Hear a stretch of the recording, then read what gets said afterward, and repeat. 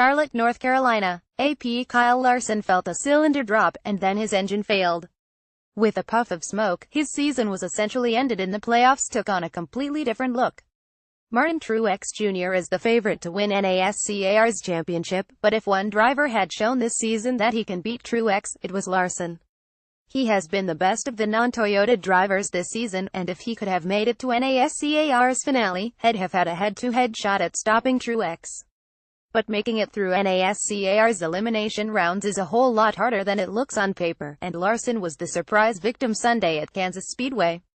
He was at a loss for words after the engine failure. "I keep saying everything sucks.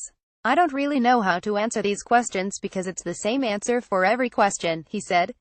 "Either way you go about it, it stinks. A part of me, I guess, will maybe be thankful that it wasn't on my doing. No, it wasn't his doing. It was a broken part that changed these playoffs. Just one of them racing deals. It was heartbreaking for the entire Chip Ganassi racing organization, which landed both of its cars in the playoffs for the second consecutive year. Both Larson and Jamie McMurray were eliminated in the first round last season, but this season the team had every reason to believe Larson would be racing for the title at Homestead next month.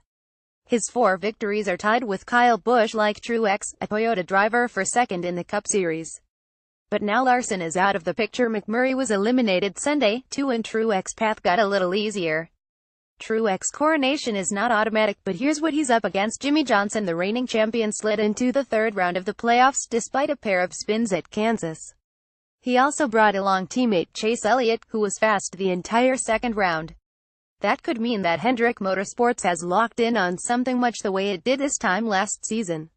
The series races Sunday at Martinsville Speedway, where Johnson is a 9-time winner, and his victory there last October put him into the finale.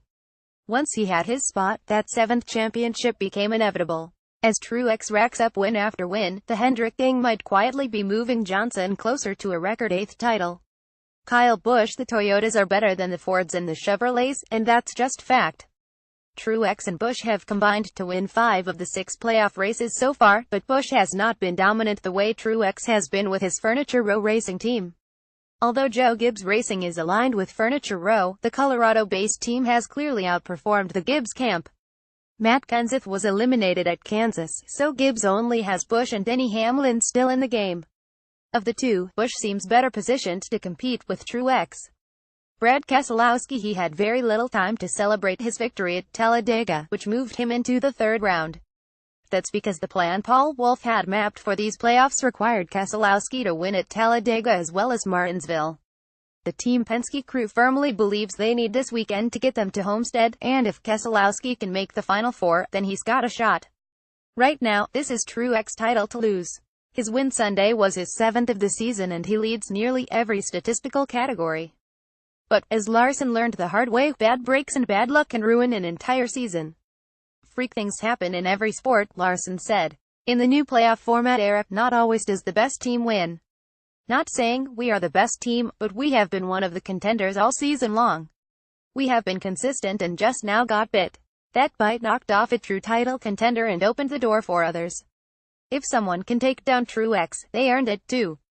More AP Auto Racing: http://racing.app.org